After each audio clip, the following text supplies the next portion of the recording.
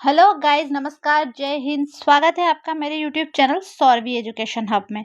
तो हमने अपने क्लास 8th की लास्ट वीडियो में क्या पढ़ा था कि जो चैप्टर फर्स्ट है फसल उत्पादन व प्रबंधन, इसमें हम क्या क्या पढ़ेंगे। हमने एक समरी टाइप पढ़ा था। तो सिर्फ वो क्या था, पॉइंट टू पॉइंट हमने पढ़ा था कि भाई वो उसमें पढ़ेंगे क्या क्या, कि फसल क्या होती है, उसके उत्पादन का प्रोसेस क्या है, किसान मित्र किसे कहते हैं, मिट्टी उलटते पलटते हैं, बुआई, ये सब पढ़ा था।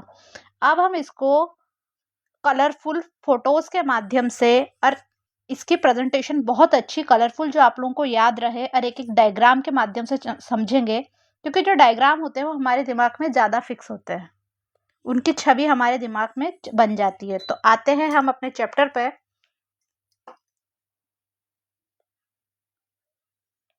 तो ये है हमारी चैप्टर फर्स्ट यानी फसल उत्पादन और प्रबंधन का पहला पेज, रंगीन कृषि यात्रा। इसमें हम पूरा कलरफुल पढ़ेंगे। एक बीज से भोजन तक की स्टोरी बनानी है हमें। जो इसमें बनी हुई है वो देखेंगे कि हम अपना खाना कैसे उगाते हैं। इसकी पूरी कहानी हम इजी लैंग्वेज में देखेंगे। ठीक है। अब पहला बात, तो हम बना रहे हैं भोजन, पर बनाने की कोई रिक्वायरमेंट भी तो होनी चाहिए कि हमें भोजन चाहिए ही क्यों। तो देखिए, जैसे हमारे गाड़ी में पेट्रोल चाहिए होता है, मशीन का ईंधन है वो गाड़ी का, क्या चाहिए, पेट्रोल। वैसे हमारे शरीर को चलने के लिए क्या चाहिए, ऊर्जा। ओके। दूसरा, जो हरे पौधे होते हैं, जैसे हमारे आसपास हमारे घर में नॉर्मली हमारे यहाँ पर जो छोटे से फूलों के पौधे, तुलसी जी का पौधा और अदर बहुत सारी चीजें ऐसे जो छोटे मोटे हर घर में उगा लेते हैं। तो पौधे तो क्या करते हैं, अपना खाना, हर पौधा क्या करता है, हरा पौधा अपना खाना क्या बनाता है, खुद। हम क्या करते हैं, हम अपने खाने के लिए पौधे और जानवरों पर निर्भर हैं।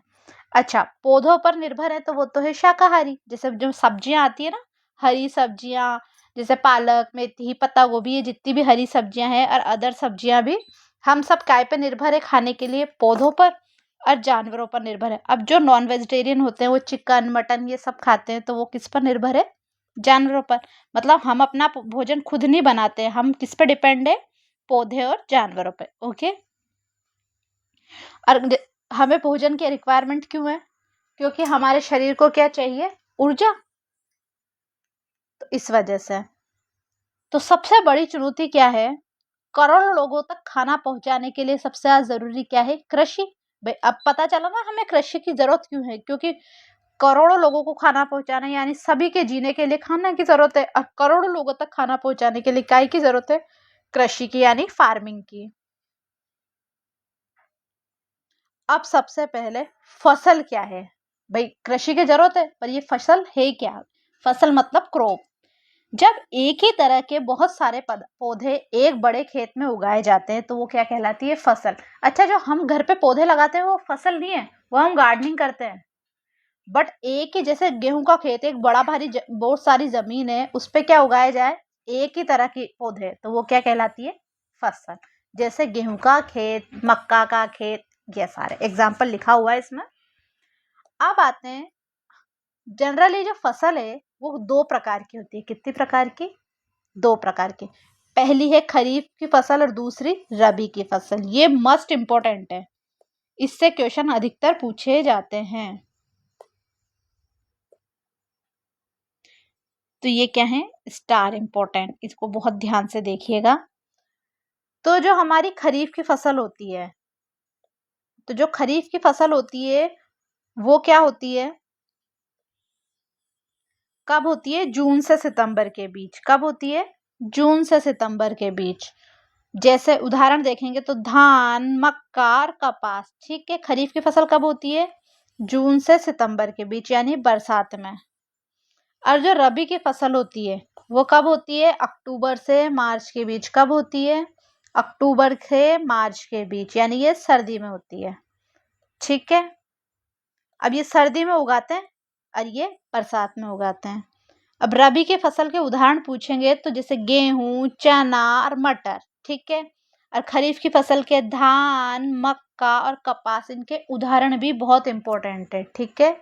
इनको जितना हमें ये याद रखना है कि खरीफ की फसल कब होती है, रबी की फसल कब होती है, तो उतना ही हमें याद रखना है कि खरीफ की फसल का उदाहरण क्या है, धान, मक्का, कपास। कपास का मतलब होता है रुई। और रबी की फसल गेहूं, चना, मटर। ओके, अब आते हैं हम अपने नेक्स्ट स्लाइड पर।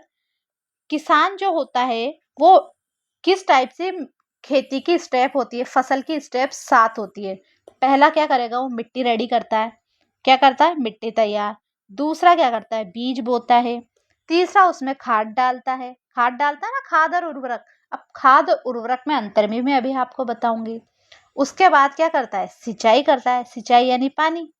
अब पानी सिंचाई करता है ना, उसके बाद क्या होता है, खरपतवार से सुरक्षा। अब खरपतवार क्या होता है, जो हम जैसे जिस चीज की खेती करते हैं ना, उसके आसपास अनावश्यक रूप से कुछ पौधे उग जाते हैं, जो स्वतः उग जाते हैं, मतलब जो हम नहीं उगाते हैं, वो अपने आप आ जाते हैं, तो उससे सुरक्षा।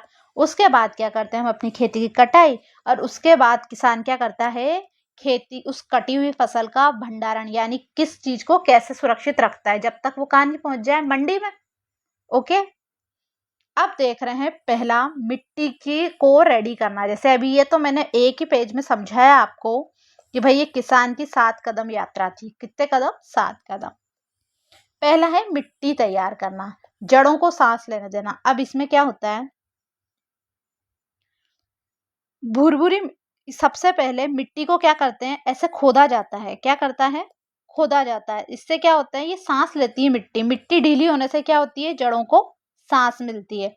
अब जो गहरी जड़ें होते हैं ना, वो क्या करती है, भुरभुरी मिट्टी में जड़ें आसानी से, यानी जो अगर फिक्स रहेगी मिट्टी तो जड़ें नीचे नहीं जा पाएगी। पर ये जो भुरभुरी मिट्टी हो जाती है ना, ये ऊपर नीचे होके उसमें जगह हो जाती है। जब मिट्टी सांस ले लेती है तो उस भुरभुरी मिट्टी में जड़ें आसानी से कहाँ चली जाती है, नीचे चली जाती है। अब ये मैंने उस टाइम भी आपको बताया था कि किसान के दोस्त होते हैं क्या, केचुए। इसको किसान मित्र भी कहते हैं। ये मैंने आपको उस टाइम भी बताया था जब वो पिछली 1 पॉइंट वीडियो बनाई थी ना मैंने, तब। तो इसमें क्या है, जो किसान के दोस्त हैं कौन होते हैं, वो केचुए। और सूक्ष्मजीव मिट्टी को क्या करते हैं, ढीला करते हैं, और उसमें क्या बनाते हैं, ह्यूमस बनाते हैं। ठीक है, ओके। अब मिट्टी हो गई तैयार। अब मिट्टी तैयार करने के लिए जो हमें इंस्ट्रूमेंट चाहिए होते हैं, मतलब क्या चाहिए होते हैं, उपकरण। उपकरण चाहिए होंगे ना। तो अब हम क्या देखेंगे, उपकरण क्या क्या होते हैं। अच्छा, आज से काफी सालों पहले जब हमारे इतने चीजों की, आधुनिक चीजों की वृद्धि नहीं हुई थी, यानी सबसे पहले क्या होते थे, जो ये बैल पे हल बांधते हैं ना, जो जानवरों द्वारा खींचा जाता है, लकड़ियां लोहे का पुराना ऐसा हल लगा देते हैं, जो यूं कहते हैं ना, बैल में बांध के जोतते हैं। पहले तो वो हल यूज होता था। उसके बाद है खरपतवार, एक कुदाली होती है ऐसी, ऐसे डायग्राम में दिख रहा है ना, ये कुदाली। खरपतवार निकालने और मिट्टी को ढीला करने का, ये इसके बाद आया हमारे पास एक इंस्ट्रूमेंट यानी उपकरण। अब जो आधुनिक कृषि होती है, मतलब अब सबके पास ट्रैक्टर है, अधिकतर किसानों के पास खुद के ट्रैक्टर हैं। तो जब ट्रैक्टर होते हैं तो उन ट्रैक्टर में एक ऐसी, देखिए पीछे लग रहा है ना, ये इसको बोलते हैं कल्टीवेटर। ये ट्रैक्टर के साथ ऐड करते हैं। तो इससे क्या होता है, टाइम भी बचता है और किसान की मेहनत भी बचती है। इससे क्या करते हैं, इसको बांध के ट्रैक्टर को खेत में चलाते हैं तो मिट्टी क्या हो जाती है, ऊपर ऊपर, मतलब ये खुदने लग जाती है, मिट्टी पलटने लग जाती है। इस यंत्र को क्या बोलते हैं, कल्टीवेटर। ये हमारी बुक में भी दिया गया है। ठीक है, अब आ रहे हैं, जब हमारी मिट्टी कर ली हमने, उलट पुलट कर ली, मिट्टी ढीली कर ली। अब मैंने सेकंड पार्ट क्या बताया था, क्या डालेंगे उसमें, जमीन में बीज डालेंगे। अब सेकंड क्या है, सही बीज कैसे चुनते हैं अपन, इसका भी प्रोसेस है बुआई करने के लिए। तो ये हमने देखिए एक ग्लास बीकर लिया है, इसमें हमने डाल दिए बीज। अब बीज बोने से पहले देखते हैं, ये बोने से पहले बीजों को, खराब बीजों को अलग करने का सबसे जादुई तरीका है। ठीक है, इसमें क्या करेंगे, बीज डालें तो जो खोखले बीज होते हैं, जो खराब बीज होते हैं, वो पानी के ऊपर आ जाते हैं। और जो स्वस्थ और भारी बीज होते हैं वो क्या हो जाते हैं, डूब जाते हैं। ऐसा होता है। ये बोने से पहले अच्छे बीजों को और खराब बीजों को अलग करने का जादुई तरीका है। ये जरूर देखने आप लोग, अगर आपके घर में कोई खेती करता है तो आप, अगर किसी को नहीं मालूम तो आप अपने घर में बता भी सकते हैं कि भाई बीज आप क्या करो, इस टाइप से पहले ही टेस्ट कर लो। अब बीज बोने का सही तरीका, ओके। गलत तरीका तो क्या है, एक ही जगह सारे बीज बो दिए जाए। देखिए एक ही जगह क्या खड्डा करके सारे बीज डाल दिए। और सही तरीका क्या है, सही सीड ड्रिल, समान दूरी और समान गहराई। इसमें क्या करना है, हमें एक फिक्स दूरी मेंटेन करनी है और फिक्स गहराई देखनी है। उस टाइम तो जैसे हमने एक बीजियां डाला, एक बीजियां डाला, ऐसे बीज डालना है, ठीक है। सीड ड्रिल बीजों को क्या करता है, मिट्टी से ढक देता है, जिससे पक्षी क्या करते हैं, उन्हें नहीं खा पाते हैं। जैसे अगर हम सही तरीके से सही गहराई और सही दूरी पे डालते हैं ना, तो क्या होता है, सीड ड्रिल बीजों को मिट्टी से ढक देता है और जिससे पक्षी उन्हें नहीं खाते हैं, ठीक है। अब मिट्टी में क्या डाल दिया हमने, बीज डाल दिए। अब बीज डाल दिए तो अभी थर्ड पॉइंट क्या था, हम उसे खाद देंगे, खाद देंगे और उर्वरक भी देंगे। खाद तो क्या होती है, प्राकृतिक होती है। क्या होती है खाद हमारे, प्राकृतिक, जो काय से बनी होती है, गोबर से, पौधों के कचरे से। हरी सब्जियों का कचरा भी पहले है ना, ये लोग फेंकते नहीं थे, अब तो क्या है, उर्वरक बहुत ज्यादा हो गए। पहले तो सिर्फ खाद से ही खेती करी जाती थी। तो क्या करेंगे, अब हम मिट्टी को ताकत देंगे, किस चीज से देंगे, खाद और उर्वरक। तो हम इधर हमने एक टेबल बनाई है, तो जिसमें क्या है, सबसे पहले लिखी विशेषता, सेकंड पार्ट में खाद और थर्ड में उर्वरक। यानी उर्वरक तो होते हैं रासायनिक और खाद होती है प्राकृतिक। अब क्या है, खाद तो है प्राकृतिक, यानी किससे बनी, गोबर और पौधों के कचरे से। और जो उर्वरक हैं वो काय में बने हैं, मानव निर्मित रासायनिक है। ये क्या है, लैब में बने हुए ये रसायन है। कहाँ बनते हैं भाई, ये जो खाद है वो कहाँ बनती है, खाद तो खेतों में बनती है ना, खुली जगह में। और जो उर्वरक है वो काय में बनते हैं, फैक्ट्रियों में बनते हैं भाई, केमिकल से फैक्ट्रियों में ही बनेंगे। थर्ड, मिट्टी को ह्यूमस इससे भरपूर मिलता है, प्राकृतिक है भाई खाद। पर जो उर्वरक है उससे ह्यूमस नहीं मिलता है। क्या नहीं मिलता है, ह्यूमस नहीं मिलता है। अब पोषक तत्व हैं, अब खाद में पोषक तत्व वैसे भी आप बताओ नेचुरल है तो कम ही मिलेंगे, क्योंकि इसमें हमने एक्स्ट्रा तो कुछ डाला ही नहीं। बट जो उर्वरक है उसमें बहुत ज्यादा मात्रा में मिलते हैं। अब इसमें लिख रहा है एनपीके। अब मैं ये आपको एनपीके एक्सप्लेन करती हूँ। ये जो एनपीके है ना, वो है नाइट्रोजन, फास्फोरस और कैल्शियम। नाइट्रोजन, फास्फोरस और कैल्शियम लिख दूं, नाइट्रोजन ये हमारे पौधों के लिए सबसे इम्पोर्टेंट है। नाइट्रोजन,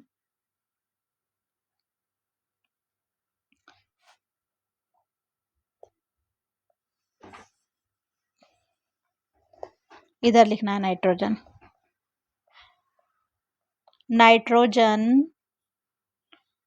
फास्फोरस और तीसरा क्या है,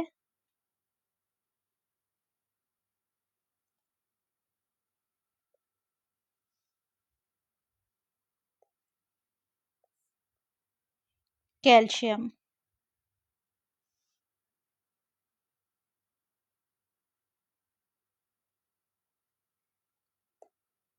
ठीक है, इधर स्पेस नहीं है, मैंने बोल दिया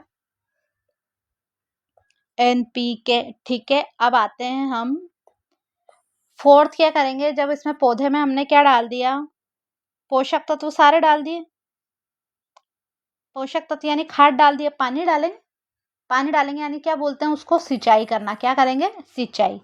तो ये ऐसा पौधा है हमारा, इसमें क्या करेंगे, पानी डालेंगे। अब जो होता है ना, पौधों के शरीर में भी 90% क्या होता है, पानी। हमारे मनुष्य के शरीर में भी 90% पानी होता है, यही पढ़ते हैं। तो इस ऐसे ही क्या है, पौधों के शरीर में भी क्या होते हैं, 90% पानी होता है। अब बिना पानी के बीज क्या होते हैं, अंकुरित नहीं हो सकते। बिल्कुल पानी डालेंगे जब भी तो उसको पोषक तत्व मिलेंगे, जो पोषक तत्व हमने डाले हैं वो उसमें मिक्स हो पाएंगे। अब पानी फसल को क्या करता है, पाले और गर्म हवा से भी बचाता है। क्या करता है, गर्म हवा और पाले से बचाता है। और पानी में घुलकर ही जो सारे पोषक तत्व हैं क्या है, पौधे के हर हिस्से तक पहुंचते हैं। अभी हमने जो पोषक तत्व डाले ना, खाद और उर्वरक, वो क्या करते हैं, पानी में मिक्स होते हैं तभी तो सब तरफ पहुंचते हैं। ये क्या करते हैं, सभी पौधे के हिस्से तक पहुंच पाते हैं। अब आ गया हमारा अनचाहे मेहमान, यानी खरपतवार। मैंने अभी आपको बताया था कि खेत में फसल के साथ फालतू पौधे उग जाते हैं, उन्हें क्या कहते हैं, खरपतवार। तो यही इसकी डेफिनेशन है। अब इसके लिए क्या करते हैं, निराई करते हैं। खुरपी, ऐसा ये देखिए, ये डायग्राम में आया हुआ है, तो ये बनाया डायग्राम है, इसमें देखिए ऐसी खुरपी होती है, खुरपी से उसको जड़ से हटा देते हैं अनावश्यक पौधों को। और एक है ना, रसायन भी आता है खरपतवार नाशी। तो रसायनों की का छिड़काव करते हैं, ठीक है। किसान को छिड़काव के समय क्या करना चाहिए, अपने मुंह को बंद रखना चाहिए, ढक के रखना चाहिए, ऐसा मास्क लगा के, क्योंकि अगर वो जो खरपतवार के जो रसायन है ना, खरपतवार नाशी जो रसायन है, अगर वो हमारी सांस में चल जाएगी तो हमें भी नुकसान पहुंचा सकते हैं। अच्छा, अब जब खरपतवार हटा दिया, पौधे में सब बढ़िया पौधा आ गया, अब क्या होगा, काटेंगे, बढ़िया हमारी फसल उग गई तो अब कटेगा ही सही, सब काम हो गया कंप्लीट। अब हमारा आया मेहनत का फल, क्योंकि ये मेहनत करी किस लिए थी, फसल के लिए करी थी, अब हम काटेंगे इस फसल को, यानी ये कटाई है, मतलब हमारे मेहनत का फल। अच्छा, फसल को पकने में लगभग 3-4 महीने लगते हैं। कब, कितना टाइम लगता है, 3-4 महीने। तो फसल को काटेंगे इस देखिए ऐसी खुरपी से, और जब है ना दाने को, जैसे हमारा गेहूं कट गया तो दाने को भूसे से अलग करते हैं, तो यह काम कौन करता है, कंबाइन मशीन या फटकने वाली मशीन, इसे क्या कहते हैं, अभी ये थ्रेशर मशीन, ये देखिए थ्रेशर मशीन का डायग्राम भी दिया गया है। क्या बोलते हैं, दाने को भूसे से अलग करते हैं, और उसको क्या करते हैं, कंबाइन मशीन या फटकने वाली मशीन से होता है, ठीक है। इसको क्या बोलते हैं हम, थ्रेशिंग। अच्छा, जब गेहूं है ना, जब वो आता है, जब खेत में होता है ना, तब इसके ऊपर एक लेयर बनी होती है, उसको अलग करते हैं। जब हमारे घर में गेहूं आता है तो साफ गेहूं आता है, उसके ऊपर कोई लेयर थोड़ी आती है, तो वो क्या होती है, लेयर को हटाने के लिए ये हमारी कंबाइन मशीन काम आती है। अब देखिए फसल कट गई तो अब कहीं ना कहीं तो रखेंगे, क्योंकि काटते ही सीधे मंडी में बेचने थोड़ी जाती है फसल, उसको कहाँ करेंगे हम, स्टोर करेंगे किसी स्टोरेज में, तो वो है भंडारण। अब भंडारण का सबसे दुश्मन है, क्या है वो, सबसे बड़ा दुश्मन नमी। नमी मतलब मॉइस्चर। गेहूं पे अगर थोड़ा सा पानी का छींटा, पके गेहूं को जब हमने स्टोर कर लिया, अगर उस पर पानी का छींटा लग जाएगा तो क्या हो जाएगा, खराब हो जाएगा। लहसुन में, किसी भी चीज के लिए पानी यानी नमी कितना नुकसानदायक है। तो क्या होता है, ताजी फसल में बहुत नमी होती है, क्या होती है, बहुत नमी होती है। अगर बीजों को बिना सुखाए रख दें तो उन पर क्या करेंगे, सूक्ष्मजीव और कीड़े हमला करेंगे। अब गेहूं के बीज गेहूं ही तो होते हैं, अगर इन पे हम लोग बिना सुखाए इनको इधर उधर रख देंगे तो उन पे क्या हो जाएंगे, सूक्ष्मजीव और कीड़े हमला कर देंगे। और जो ताजी फसल होती है वैसे भी उसमें बहुत ज्यादा नमी होती है, तो उसको पहले क्या करना पड़ता है, सुखाना पड़ता है।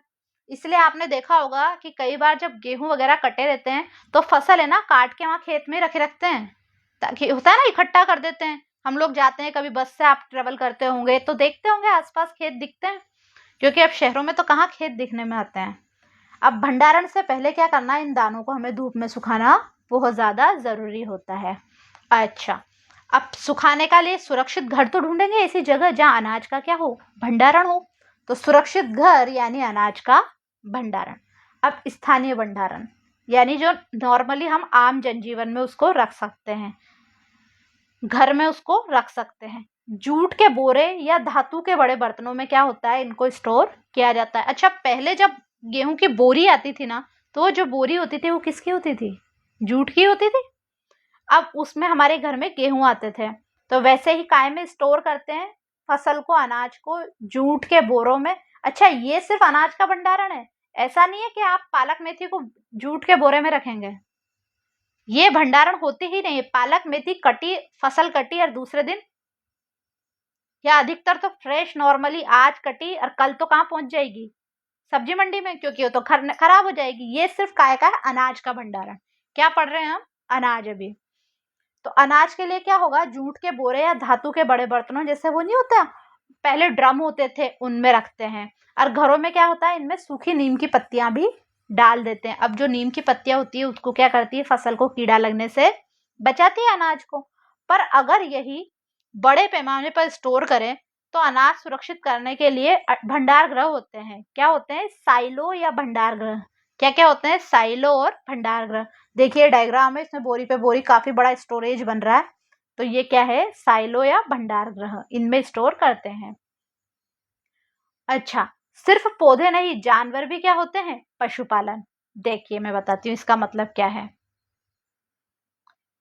जैसे पौधों को सही देखभाल की जरूरत होती है, वैसे ही घरों या खेतों में पाले गए जानवरों के लिए भी हमें काय की जरूरत होती है, अच्छा भोजन, घर और देखभाल की। जैसे घर का मतलब यह है, जैसे हमने गाय पाल रखी है, गाँव में क्या है, दूध का बिजनेस भी बहुत होता है, क्योंकि उन्हें खेती के लिए जानवर भी चाहिए।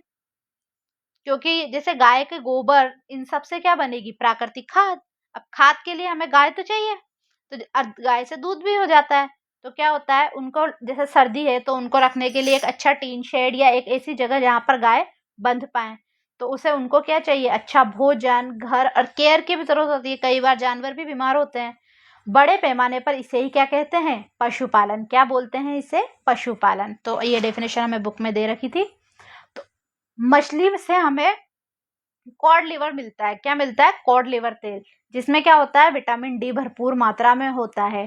क्या होता है मछली में के तेल में, विटामिन डी। ये याद रखना बिल्कुल कि मछली से हमें क्या मिलता है, कॉड लिवर ऑयल, जिसमें क्या होता है, भरपूर मात्रा में विटामिन डी। क्या होता है, विटामिन डी। इसके कैप्सूल भी आते हैं, इसके क्या आते हैं, कैप्सूल। तो हमारा ये चैप्टर यही कंप्लीट हुआ। अब इसके बाद हम इसके क्वेश्चंस देखेंगे जो अपनी नेक्स्ट वीडियो में आपको बताएंगे। तब तक आप हमारे चैनल को लाइक करें, सब्सक्राइब करें और अपने दोस्तों में शेयर करें। Bye bye.